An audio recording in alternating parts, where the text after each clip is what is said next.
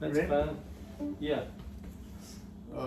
I guess the first time I got interested much in the fiddle was I heard Tommy Gerald on the radio at one of his birthday parties that he had, and they got him to come over to the merry-go-round one Saturday morning, and I just happened to have the radio on, and that was the first time that I had heard any of that kind of music, fiddling music. Yeah.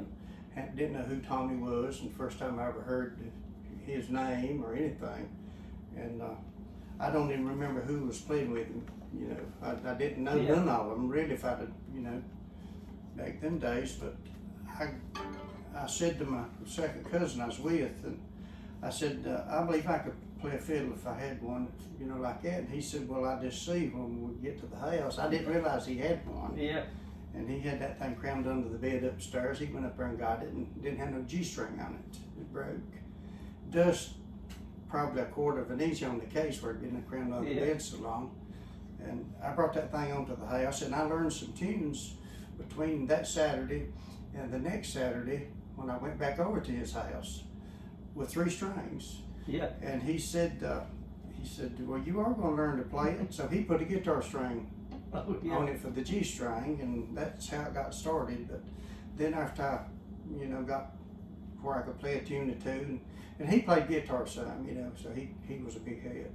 Yeah. But then I got to going around where people that played music was, and I got to go into Tommy's, and then I didn't realize there was about 8 or 10 fiddle players that lived within 20, 30 minutes of where I lived, so I got acquainted with all them people. Name a few. Well, right there at the top of the mountain, we live right under the mountain, but right at the top of the mountain, the first one would have been Ernest Stanley, and the Bellspur String Band is their band, and then to the left out the Parkway, just a little piece, was Taylor Kimball, and the Laurel Fork Band, and then to the right out the Parkway, just a little piece, would have been Jesse Sheeler and Clarice and all them people, and then Cap Ayers, and all around in between this way and that way, it was people that played with them,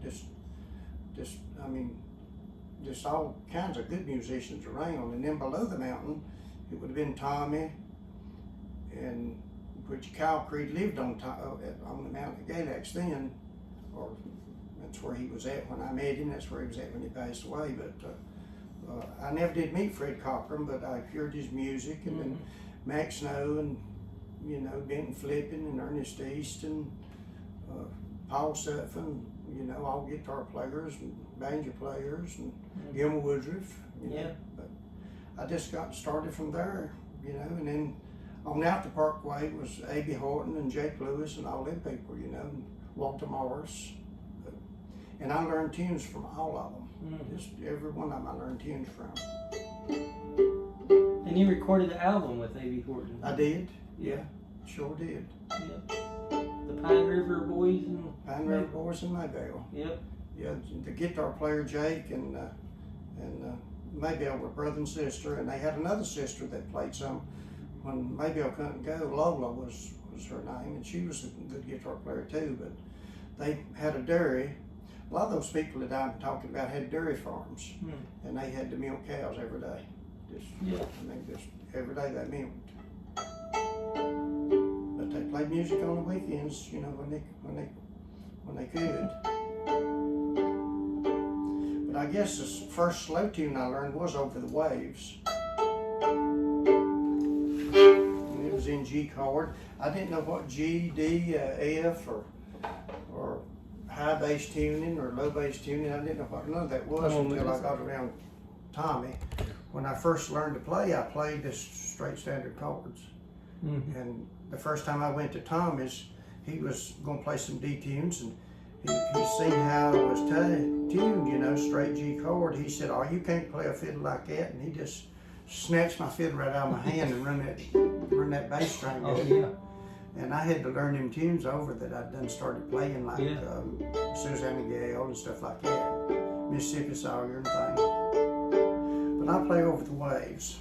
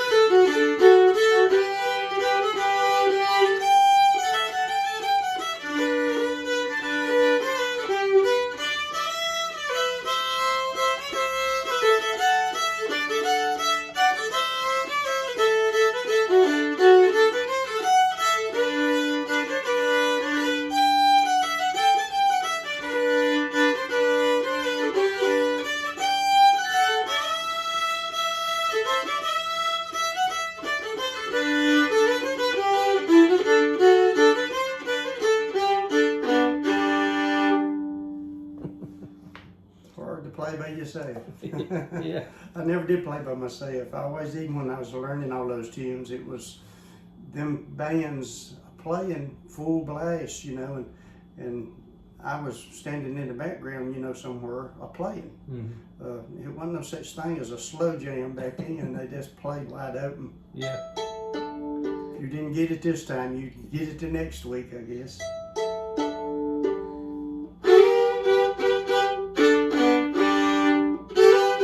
And I guess the other G tune that I learned early on was a little bit of Walking in Sleep.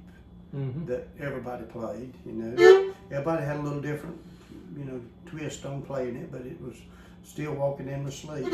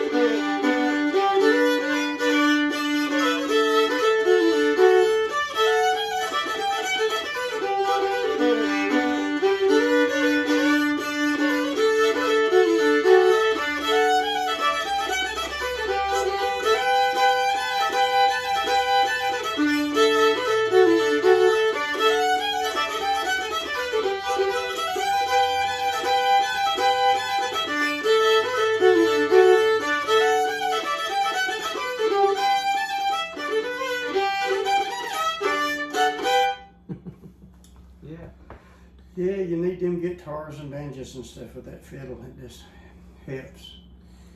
One of the good guitar players today is his birthday. That played with a band for many years and then played with us for a long time was Dan Williams. He's 87 today.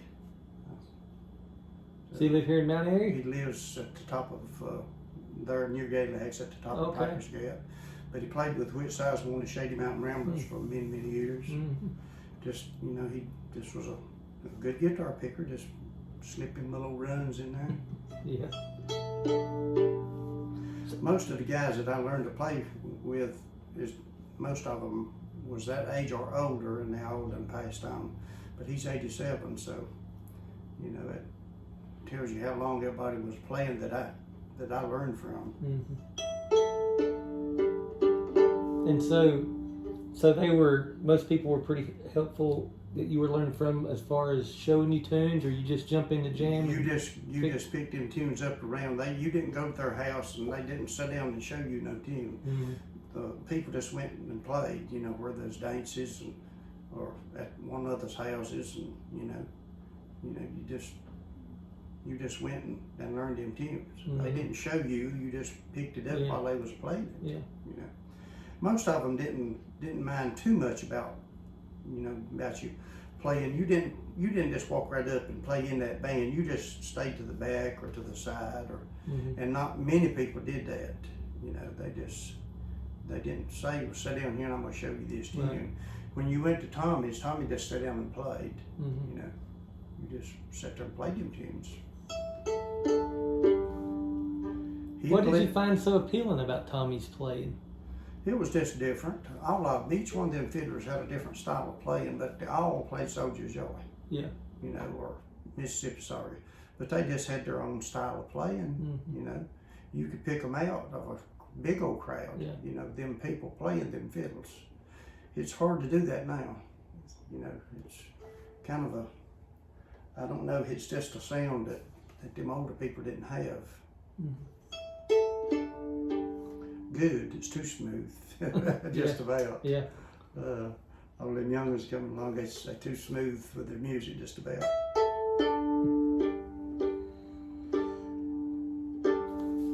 You want to change keys and play a little bit of Soldier's Joy? Yeah, I need to get over here and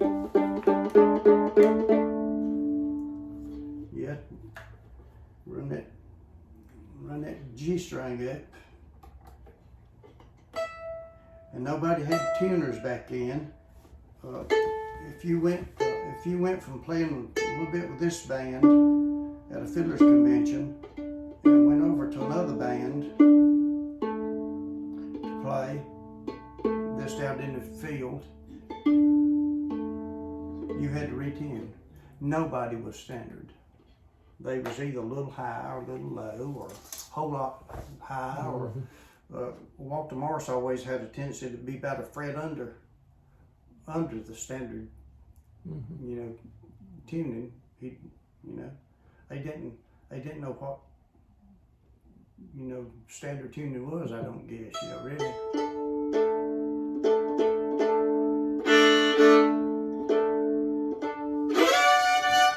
Tommy had a version, Soldier's Joy was like nobody else's, but if you was singing the tune, it was all the same, but he just had a different little jig of putting in there. But, Ernest, he had his way of playing it, and of course I got my way of playing it, too, but.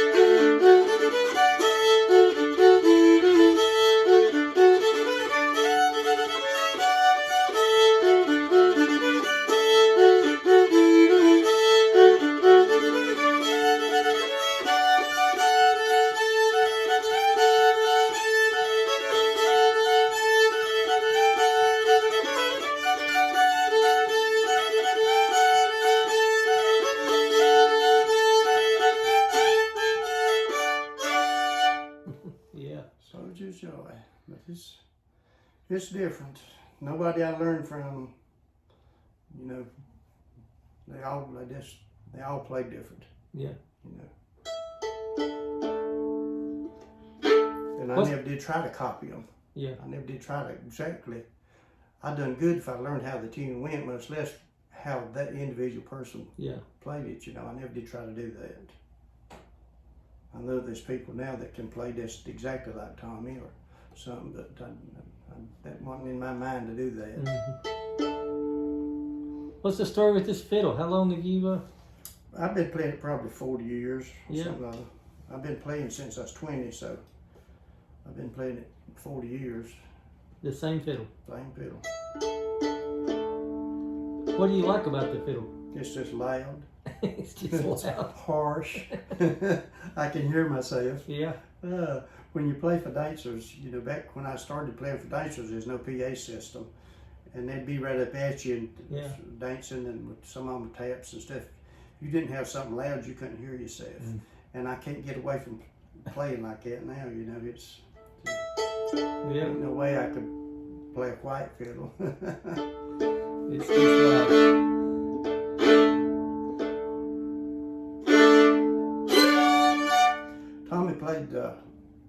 Tommy played Rockingham Cindy. It ain't like a regular Cindy that everybody plays, which everybody plays Rockingham Cindy now, I guess, on account of Tommy, but it was twisted up, a little bit of a tune. And I liked it. He played it and played it and played it, you know, full speed every time it'd go over. He'd play it for me, you know, and it took me forever to learn to play that tune. Mm-hmm. But one day I finally got it. He said, "You finally learned the damn thing," you know. He said, "I didn't think you was ever gonna get it."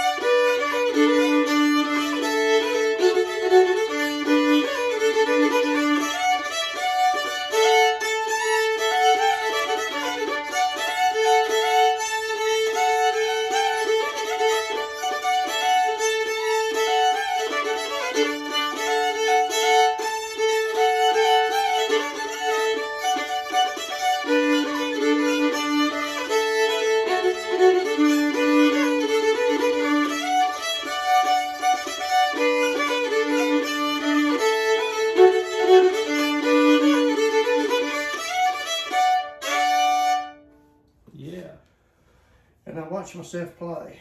I didn't never used to do that. I used to play and just watch the dancers. But as I've got older, my mind gets to wondering. I'm liable to get off of the tune if I ain't paying attention what I'm doing. Yeah. So I've gotten the habit of looking, you know, at my, and the way my bifocals is, it's, if I look out yonder, I'm looking about halfway through one and then the other, and then everything's blurred up. Yeah. So I just kind of look down there and see what I'm trying to do. You hold the fiddle on your lap. I do. Carpal tunnel. I had carpal tunnel in both hands, and I had that one operated on, and I ain't got no strength in it. I used to hold it up here like this most of the time, but if I prop it right there, then I've got a little more control over it. Yeah. It's hard for me to stand up and play many tunes. But that just goes along with getting older, I reckon. Yeah.